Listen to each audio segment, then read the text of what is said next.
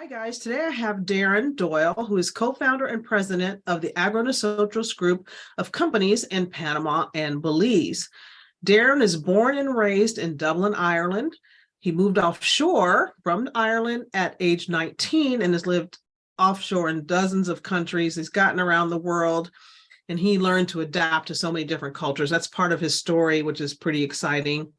He has been instrumental in the growth of AgroNosotros for over the past 6 years through offering outside investors the opportunity to participate alongside the company as passive investors in turnkey managed specialty coffee and cacao farms in both Panama and Belize. With over $15 million raised and over 600 farm parcels sold to over 400 clients, Darren oversees all owner and investor relations, from maintaining healthy relationships with the existing clients to raising capital and forging client relationships with new investors and owners. From their Panama City office, Darren is also actively involved in developing the channels to market and distribute their specialty coffee and fine flavor chocolate wholesale and retail products to high-end customers now in Panama and Belize, as well as internationally. This is an exciting conversation to me. When you hear what AgroNosotros is doing in Panama and Belize, not only for their investors, but also for the citizens of those countries, I think you'll be impressed. Enjoy the show. Be the change you want to see. Make a difference by giving your money a purpose, a mission to do good. Welcome to Money with Mission, where we show you how to create passive income so that you have options for how to work and how to live your life while leaving a legacy of positive social impact. So Darren, welcome to the show. Thank you so much. It's been so long since we've seen each other. Yeah, thanks for having me. It's been a while. Yes. Darren and I used to go on cruises together, not just the two of us, but with another whole group of real estate investors. And he and his team would come on that cruise and talk about what we're going to talk about today. So we've just not seen each other for a long time. Darren lives in Panama, like we talked about before, and is the president of AgroNosotros. I talked about your background and how you're not a native Panamanian. Certainly don't sound like one.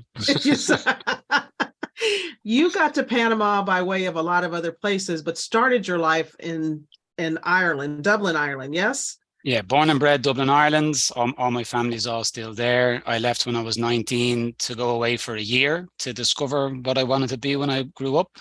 And I didn't quite make it home for quite a while. So I'm officially more than half my life out of Ireland now. I think I'm 22 years away and I'm 42 years old. So I'm more than half my life away. And I mean, you go back every once in a while to see your family. It's just that you haven't lived there for 22 years. Exactly. Yeah. So mom and dad are still there. Older brother, 4 little sisters, now nieces and nephews, everyone's there. So we go home. There's usually a wedding or Christmas or something. You go home and keep in touch. But no, I hasn't been home for quite a while. So it's not just people from the US that leave home and never go back. People from other countries leave home and never go back too. As I got older and when I came here and we started going to all the trade shows and the investment seminars and you talk to people about expatriating and the tax benefits, and I guess I did it by accident. I didn't realize what I was doing, but that's kind of what I did. I just fell into it I got the travel bug, and then when I arrived in Panama is when I came onto the investment circuit, I guess is what you'd call it, and realized that I'd kind of stumbled into the expat life and the benefits of it. How did you get into investing? You at 19, you didn't leave Ireland to go start investing. No, I didn't. I arrived here. I'm about 12 years in Panama, and that was my first introduction into that. Before that, I did every job under the sun, from working in bars to digging ditches to construction to different sales jobs around the world, and a lot of hospitality work. And it was only when I came to Panama and I met my now business partner, David Sewell, who had been his entire life from the Vancouver Stock Exchange to venture capital. And he was here advising for an investment firm that had brought me to Panama. And we kind of hit it off and then started our own thing in 2014. Okay. So it was somebody you met in your adventures that got you into investing. Correct. And David doing Sewell. what you do now. And Yeah. David, did David have the cacao? Okay, let's go back. First of all, we talk about a little bit. AgroNosotros does what? Let's make sure everybody understands that. We, in the simplest way, we own and operate specialty coffee and specialty cacao farms. We now have 18 farms in our portfolio, and we participate alongside our investors. So we raise funds to acquire either raw land or underperforming coffee and cacao farms. And it's like the rehabbing of traditional real estate, only done with agriculture. And we rehab those farms, and then all the investors, we all participate along the bottom line together. So we have 12 coffee farms in Panama, 5 cacao farms in Belize, and now 1 new cacao farm in Panama. Got it. Okay, cacao and coffee. And was that the very beginning for you guys? It was always those 2 products? Yeah, it started out with coffee. David had been approached by another company in Colombia that wanted to do virtual direct trade, bringing coffee from Colombia into the US, and they approached him to create a business model. He created the pizza model. You take a farm, cut it up into loads of slices, sell the individual slices, and we did that for them for a while. David wasn't comfortable with the fact that we were raising the funds, but we didn't have any control over how they were allocating the funds. Got it. But we got to learn a lot about what they were doing. So that was in 2012 or 13, I think. And then in 2014, we started to do it ourselves.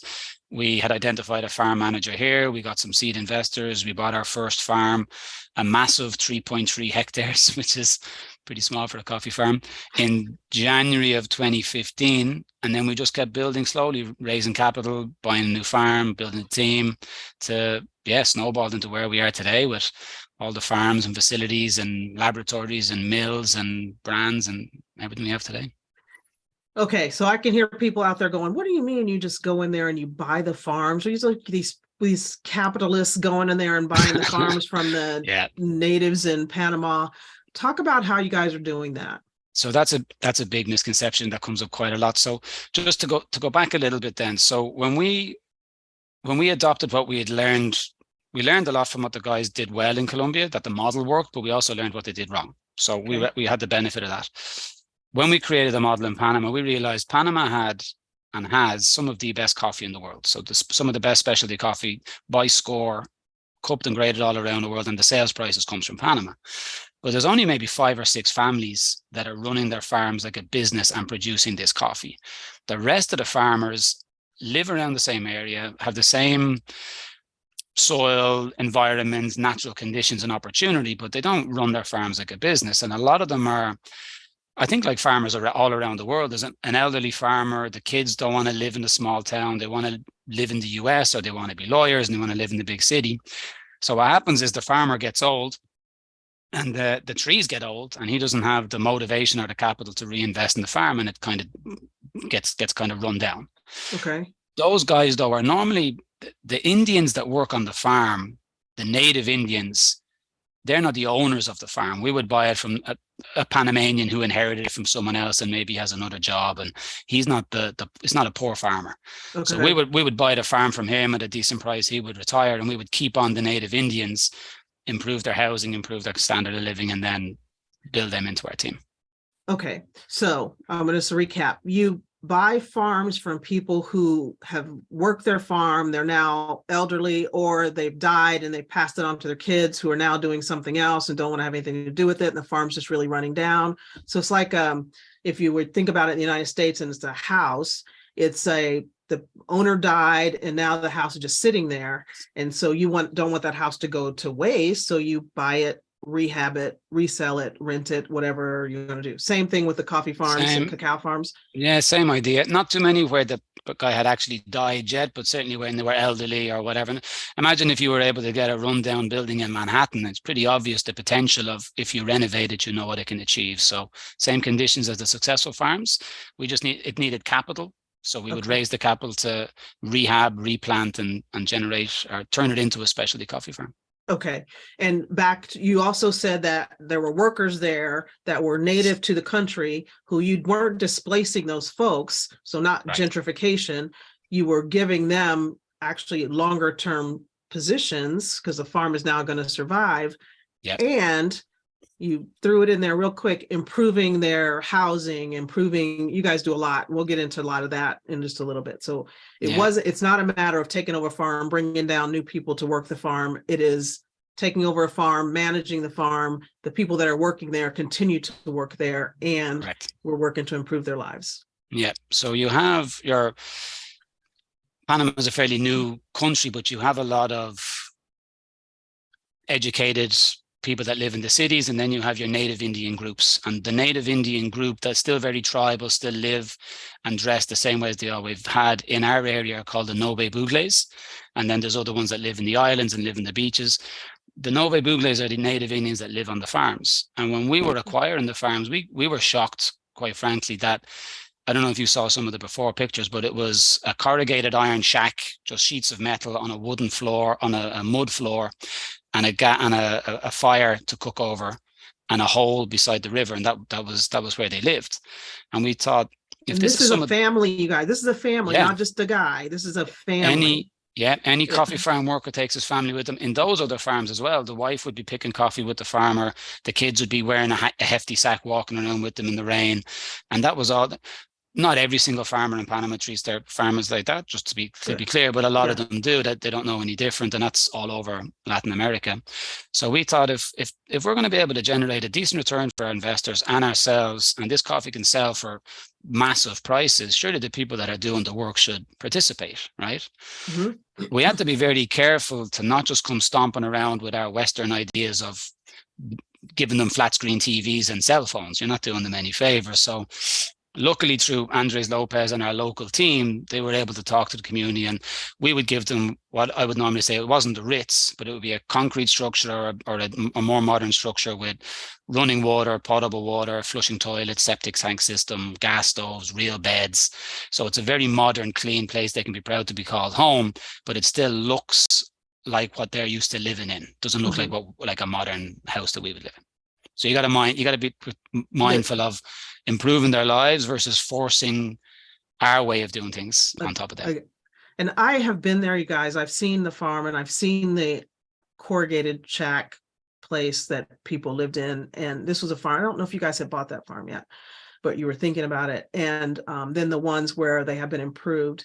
And just like Darren's saying, it's not a house like you and I are going to live in, but it is a far cry better than what had been there.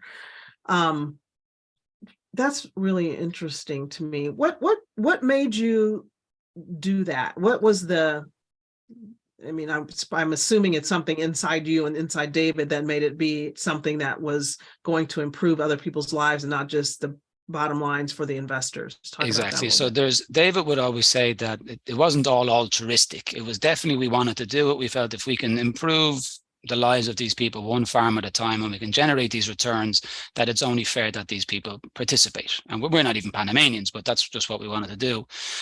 But when you have, I have a newsletter coming out today that talking about our Christmas party, and I talk about how when the workers now talk about the farms or the coffee, they say our coffee, my farm, because they feel part of it.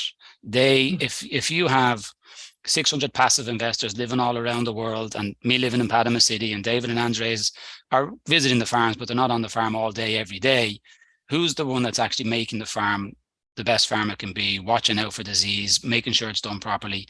And if he just sees you as the big rich white landlord and that you don't treat him well, he's not going to care about your farm or your investor's farm. So they now feel ownership in it because you improve their lives and you give them a participation of the proceeds as it does better. So it gets them to buy into the whole project of what we're building. Got it. So like employees in other kinds of corporations, when they feel a part of it, they work better and have some pride of ownership in something. Yep. And that's an important thing. It's not just in Panama, it's all around the world, including the United States. So we know a lot of places where we've read a lot of things about the quiet quitting and people who just don't quit, but they barely do enough to get by in their job. It's lack of feeling of ownership of that position and those things that you're doing. Yeah, lack of appreciation, just basic lack of appreciation for. Well, and so besides the helping the farmers, there's talk about the schools and the kids and how it's not just that individual that's working there. How has the rest of their lives changed? So, like I said at the start, that you go on a lot of the farms, and every penny counts. So when it comes time to harvest the coffee, mom and dad are out there, the kids are out there, everyone's on the farms. And I think it was Deborah Sewell who asked one of the women who was living on the farm. Their daughter was of kind of school going age, and Deborah's offhand comment like, "Are you going back to school?" And through the translator said, "No, she's not going to school. Why?" And she goes, "Well, she can't afford it." I said, "Well, how much does it cost to go to school?" And she goes, "I don't know, but I can't afford it." So we thought, okay. So we did a little bit of research, and we found out there was very little to get into school, but it was more to get the uniform, the books, the material that they would need to attend school. And at the time, it was about $150 per child per year. So we said to Andrea as well, look, if any of the kids on our farm want to go to school, let's do it. And we kind of went ahead and started putting it together. And we got an angry granny came down out of the comarca that thought we were interfering and took our kid back out and thought we were going a little bit too far. So we said, look, the offer's on the table for any of us who want to come, you can come. And then the school year was starting, and I think we started with 8 or 9 kids that came, and then the next year was 15, then 27. Now it's 89 children and about 3 or 4 adults as well. We've got three mothers, because now remember, so dad has a steady job, he's getting paid every Friday, the kids are in school. Mom, who some of these Indian moms are 16, even 15. So they're young. Mm-hmm. And if you think the difference in your life from all 4 of us having to live on the farm and work on the farm, and that's all we have, to now big fork in the road, dad's getting paid all the time, kid is in school, mom gets to think, now what do I want to do? So some of them are getting educated, some of them are making crafts, some of them are doing different things, but they have the opportunity now to do something with their lives as well. Talk about a ripple effect. And here we come in here just improving a farm and giving farm workers an improved life and a more steady paycheck, to look how that's affected the family. That's what we always talk about, is how those little things, which is none of that's little, but it makes a difference way down the path. Imagine the girls that can now go to school, or the boys that can now go to school, and what will happen with them later on and how they change everything. That's really, really exciting. You've mentioned a couple of names. You talked about Deborah. Deborah is David Sewell's wife, your partner. Yep. Both of them live in Panama. And Andres, who's Andres? So Andres Lopez is our farm general manager. He's been with us from day one. We met him before we even started the company. We were introduced to him through another associate, and David always tells the story. We met him over a linguine pasta one morning and told him, this is our crazy idea, what we want to do. We want to replicate this model that we worked in Colombia. I think it'll work here. Can you do it? And he came on board as a consultant at the start. And then as we got busier, we said, look, we need 100% of your time. And he has been in charge of everything from the farming side of things, the processing, we have a beneficio, as we call it in Spanish, where it's the post-harvest facility where you depulp and process the coffee, to cupping and grading the specialty coffee and roasting it. So he's been integral to everything we've done, and now we're building up a nice little team around him, where he's passing on his knowledge to other people so we can share the knowledge and maybe avoid any one single point of failure. But he's been pretty critical to. Me and David weren't the biggest coffee experts when we started this. So. So you guys are in 2 countries now, Panama and Belize, where you're having operations? Yeah, Panama and Belize. In about, I think it was 2016, we were always preaching diversification to our investors, and we saw a lot of similarities in cacao and specialty cacao to what we were doing in specialty coffee. And if anything, cacao needed more help because the specialty coffee industry is already well established and there's a lot of money in it. Cacao is a lot less organized. There's a lot of problems with slave labor, child labor, cacao coming out of Africa, places like that. And we were going to do it in Panama, and something happened. We ended up at a conference. We ended up in Belize, and we realized they had cacao there, and something came around together. We ended up, okay, we can do this in Belize. That's diversification, geographic and everything. So now we have different crops, different countries. And the first 5 farms were there. Only just a year ago, when we went to acquire the net, because we didn't buy any farms for 2 or 3 years, because we'd gotten to a stage where we thought, right, we've bought enough farms. Now we have a lot of work to do to develop the farms, develop the brands, develop the channels to market, fine tune the team, get the systems and processes in place, put together when at the start, when it was just me, you, David, and when you came there and it was just me and David and Andres, we didn't really have a corporate structure. So we had to put together, we have a director of finance with his team, we have a chief operating officer, and all that took time to put together. So we stopped buying farms so we could get our house in order. Build your infrastructure. Gotcha. Exactly. Yes. Because the first few years was just like a rocket ship. Everyone was just going new farms, better farms. Everything was going quick. And then just before the pandemic was when we kind of were slowing down, and the pandemic put the real brakes on, and we figured through a few things there. But long story short, when we thought, okay, ready to buy another farm, we came up across an opportunity in Panama. And as great as Belize is for growing cacao, Panama just has some obvious advantages, like because of the Panama Canal, everything that comes with it, from the logistics companies to being a dollarized economy to banking and everything that was with it. So that was why we acquired a big 132 hectare farm in Bocas del Toro. So a different province to where you were. Cacao wants different growing conditions. So lower, more humid, closer to sea level, whereas specialty coffees, high altitude and cooler at night. I actually forgot I don't know why I forgot I came to Panama. I've been to both Panama and Belize. Right. So I have the cacao and the coffee. And I'm just going to tell you guys, if you've never eaten raw cacao that comes right out of the fruit, I don't understand how it ever became chocolate, because that to me was really good. It was right. I don't understand how they took it further. And we'll get into that. You guys are you still doing tours? We just started again. Funnily enough, we think, well, for obvious reasons during the pandemic, Panama was one of the most restrictive countries that I've heard of anyway. Like, we went through 8 or 9 months where men and women weren't allowed out of their house on the same day. And I was allowed out for an hour on a Tuesday and an hour on a Thursday. So it was tough to operate and do tours. But we started doing private tours again this year. And we just announced our group tours again for next year. We've one in March, which is now just full. Another one in May. All the dates are on our website. But yeah, there's no better due diligence for us, because you can read all the spreadsheets and executive summaries and podcasts that you want. It's when you do what you did, walk on the country, meet the people, drink the products, kick the trees, as we would say, instead of kick the tires. So they're back. Cacao Origin Tours are back.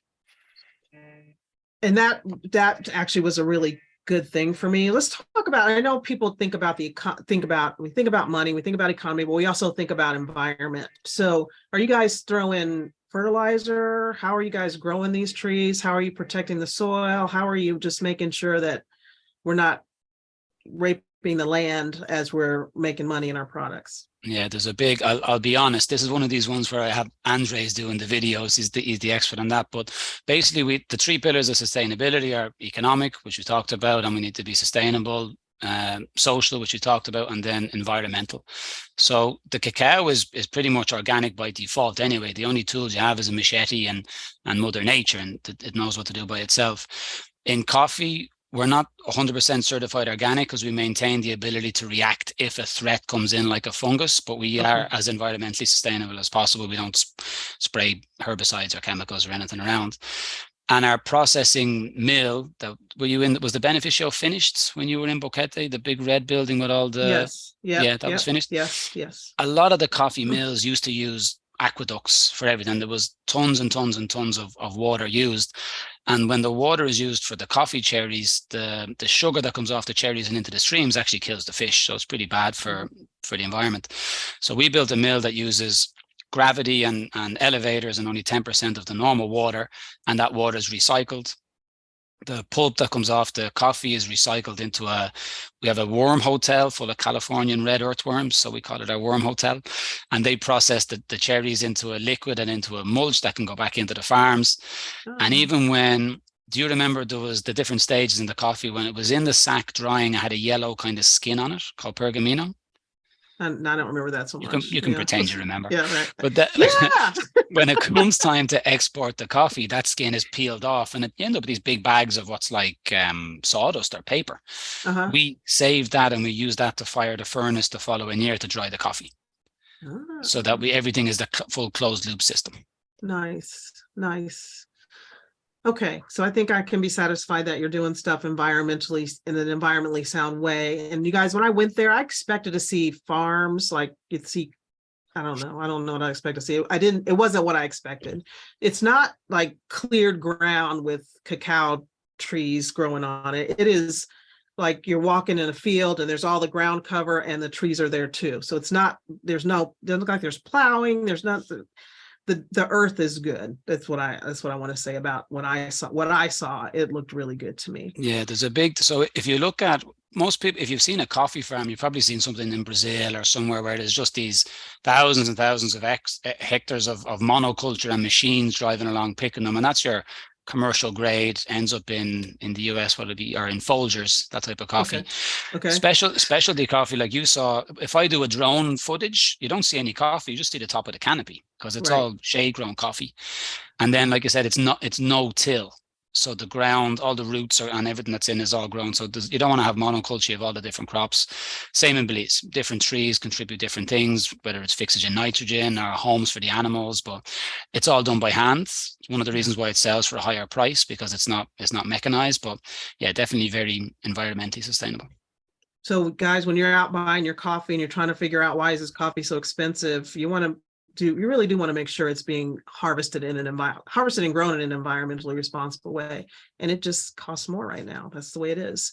Yep. So I had a guy on not too long ago, and I'll put it in the show notes, you guys, so you can compare these two things, where investors actually invested into a fund, and then that fund distributed funds into their production in Colombia. How's your investment work? It's a little different, right? Yeah, so we started, the original model was the pizza model, individually deeded pieces of land. So you'd buy a farm that has one title, cut it up into 30, 40, 50 title deeds, whatever. And each investor would own one of those deeds. And then all the revenue and expenses inside that farm was pooled. And then you buy the next farm and the next farm and the next farm. And economies of scale, everyone got to participate. Around the time we started with, just before the pandemic, before we did the new model, we did a SWOT analysis of what's going well and what's not going so well. And the deeds, outside of the weather, the deeds was one of the biggest delays. And all the companies in Panama are coming up with the same problem. The system is just overloaded with too many of these individual deeds and the systems in place. So that was behind time. In the meantime, when we were, and there was some changes to the deeding policies here that made it very difficult, if not impossible, for us to deed the land to someone with a self-directed IRA to meet the requirements of the IRS. So we stopped accepting IRA funds, which was, we feel, a very good use of those funds because of the nature of the business. Right. So we had other clients in other investment opportunities that were doing private placements, and we got exposed to the private placement model. And we said, well, if we apply this to the next cacao farm, gets rid of the deeding problem, gives more transparency, and allows people to use whatever form of funds they want to invest. So the last 3 offerings that we've done have been 506B or C private placements, different ones. So now you would set up a brand, but each one would be a standalone business or a standalone farm. So we set up an entity to acquire a farm, release a limited amount of shares, full private placements, memorandum, and then all the shareholders collectively own that farm and everything that comes off that farm. Okay, so if I want to invest in a farm, so if I'm investing there, I'm actually investing into that farm, not into a like a stock. It's actually the farm, and what's produced on that farm is how I'm going to get paid, or how that's sold and managed and all those kind of things, how I make money, correct? Correct. Everything that's produced on that farm in perpetuity until the day you decide to sell it belongs to all the shareholders in that farm. Okay. What are the benefits of investing offshore? Because I'm sure there's people here thinking, I'm investing in Panama, I'm investing in Belize, and there's all, I don't remember how long ago, maybe it was before the pandemic, when there was a whole bunch of stuff that came out about people investing in Belize. It was actually big companies investing in Belize and having not Belize, Panama, but we're offshoring money in Panama, and it looked like it was being hidden. I don't remember. Yeah, that was it was all shady. They called it the Panama Papers, even though most of the companies were in the Cayman Islands and everywhere else. But that's Uncle Sam trying to figure out where you guys have all your money. When we, I don't even really focus on the offshore part for us, because this is home for us. Yes, so the idea is most of our clients are predominantly real estate investors in the US. And there's so many benefits to that, better than me, with amortization, appreciation, and tax benefits that go with that. Most of them then, when they've got to a certain stage with their portfolio that they want to diversify outside of the US into something else and into something that's not real estate related. For us, what we look at is we wanted to be in coffee and chocolate. Where are the best places to grow that product? And then the world is your oyster. You can sell it anywhere you want. If you have real estate in Dallas, you're 100% in dictated Dallas. too by the success of the Dallas market, right? If Yes. Dell Yes. is there and then it goes, we grow our coffee in Panama. We sold most of it to Asia last year. If the bidder comes from the US or Dubai next year, you have that flexibility. Even if something crazy happens and currencies change, you can sell in different currencies. So you have the flexibility. There is a trade-off. So you've got diversification. You're in food versus traditional real estate. You're in another country versus having all your eggs in your home backyard. You do lose out on, like, you can't do a 1031. You can't do all those other real estate benefits.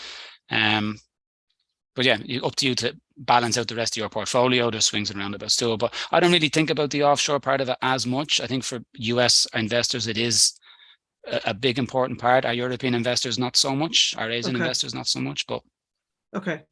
Okay. Got it. This is good. I really am excited about this. It's food, which, you guys know I think about food in a different way with food deserts and that kind of thing, but especially chocolate, especially coffee. It's everybody who drinks coffee knows coffee's not going anywhere, and it's just, you can sell it. That last point was huge to me. Is like, yes, you have a market that's the world where you grow. If you have the farm and you have the land and you can grow it here, and you're improving people's lives, and you're helping women and boys and girls just have better lives all around, and be able to think differently outside of just working on this farm. And as an investor, I can invest in that, which helps all of those things continue and over time have a return. Talk about real quick. We said we weren't going to talk about this very much, but this is more of a long-term investment. I'm not going to put my money in here like some apartments and you start getting your return next month. Is that correct? yeah, that's two of the biggest things when you have to talk to people about. When I don't use the word, I guess, qualifying, when you're talking to an investor to see if it's the right opportunity for you. Some people, just because you have the money to do it, doesn't mean it's the right opportunity for you at this time. Because if maybe you're young, and by the nature of the beast, let's talk about a brand new coffee farm. Everyone wants geisha, which is this high selling coffee that sells for record prices. From the time you plant a geisha seed in a nursery, 6 months later, you can plant it in the farm. It can be 6 years before that tree gives you a crop. Okay. Part of that is part of the reason why it sells for higher value, like aged whiskey and things like that as well. But your portfolio has to be in a position where you're able to wait those. Not all coffee trees are 6 years, some are 3, 4, 5, 6, and we have a variation of them. But you need to be in a position where you don't need a return on your other investments are paying you a return, or your JOB is paying you a return in those early years. But then once it starts up, then you can be seeing nice double-digit returns in perpetuity. Okay. Because once it's up and running, let's say one very common question comes up is the lifespan of a coffee tree or a cacao tree, or rotation, or do I have to reinvest? So to use coffee as an example, let's say you plant it, everything in life is a C curve, right? You start getting more coffee, better coffee, more coffee, better coffee, then it starts to plateau, and then it starts eventually to decline. Okay. The subsistence farmers we spoke about don't manage they don't know when the inputs have started to exceed the outputs. They don't run it like a business. We would have plans in place that before it starts to drop, we build another nursery. We specifically plant less coffee trees in our farm than your average farmer. You can fit about 6,000 trees in a hectare, but then you've got them all overgrowing and competing and creating breeding grounds for fungus and da. So we do about 3,333, which is difficult for an Irish person to say, trees in a hectare. And that means you've got space to grow, and then you've got space between rows, and it's easier to manage. We can plant babies in the rows in between. They grow protected in the shade of the adult trees. And then when they're ready to produce, then you take down the adult trees, they decompose back into the ground, and you've renovated the whole land again. And that's where we can come. And that doesn't cost the investor anything, because all you need is your labor, which is a sunk cost, seeds from your own coffee trees, and soil from your own farm. So you just keep rotating and rotating and rotating. But what you need to be able to do is be able to wait the first few years. And people have to understand that this is agriculture. So if you have an apartment building and the rent is fixed, and we won't talk about COVID or crazy things that can happen, but you can pretty much say, I'm going to get paid every month this amount. Agriculture, you're subject to weather and different changes and different things like that. So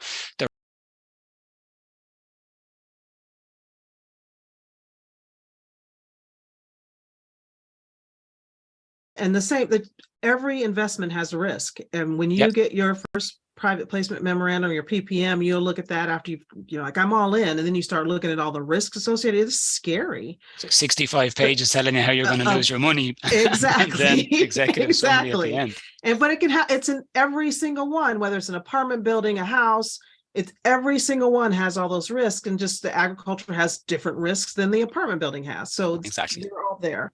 So that's why you were talking about earlier about it being for IRAs. And if you could somehow get that, that's that long-term money. It's kind of like legacy money, something you want to leave to your family. Even it'll be there feeding your 401, not your 401k, unless you can do whatever you want in your 401k, but your self-directed IRA, it'll be in there feeding that over time, but it's not going to feed you tomorrow, bottom line.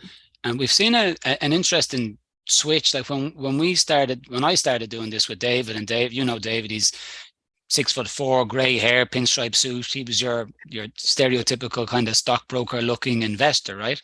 And all of our investors looked like him. And when I started talking, they would just like, okay, gravitate away from me towards him. Now we've got way more investors that are my age and younger. So when someone asked me the other day, what's our average investor? I said, I've got a 20-year-old and a 95-year-old. Wow. But if the people can get started young enough, a lot of the, I would say, elder investors back then were investing for their kids and their grandkids, because they're like, I'm not going to see this is for them. But now we've got people that are investing in their 20s. And I'm like, in 10 years time, you're only going to be 30. Or if you do it in your 30s, in 10 years time, you're only going to be 40. And then you get to enjoy it yourself for 20 years and pass it on. Longer than 20 years if you're in your 30s. Come on now. Depends on who's when you pass it on. That's right. Depends on how you've been living your life, right? Yeah. Darren, this has been amazing, amazing, amazing.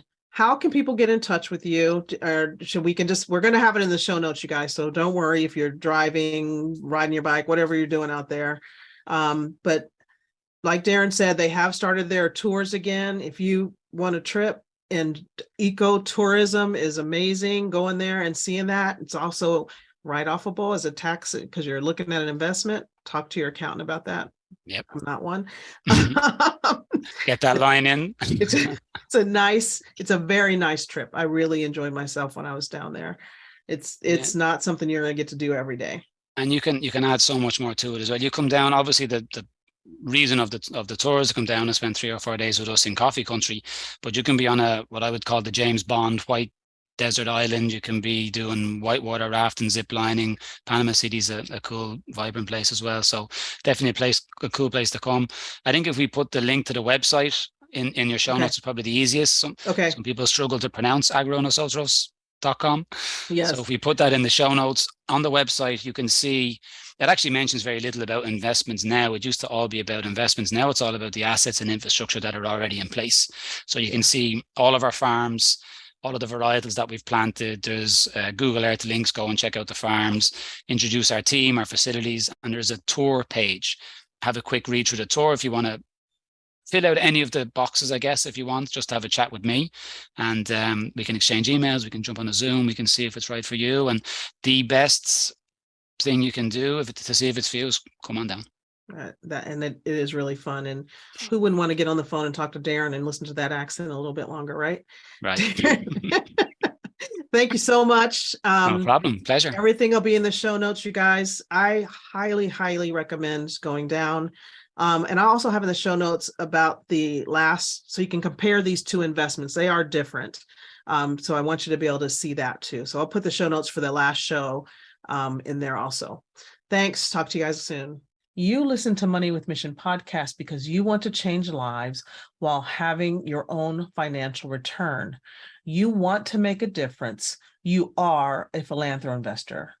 The company Philanthro Investors was founded to financially support companies and individuals of goodwill who are making a positive social impact on planet Earth. The vision of Philanthro Investors is a world in which every family can have the opportunity to live in their own happy home, in which every individual can have easy access to organic, natural food, where animals and humans can drink clean water and breathe clean air. A world in which lives are protected from structural damage through innovative construction plans and materials. a world without electrical structures full of renewable energy, a world without illiteracy, where disease is a distant past, a world where artistic talents are developed, appreciated, and adequately rewarded. You can have true financial freedom with the knowledge, control, and high purpose of philanthropy investing and achieve a true legacy.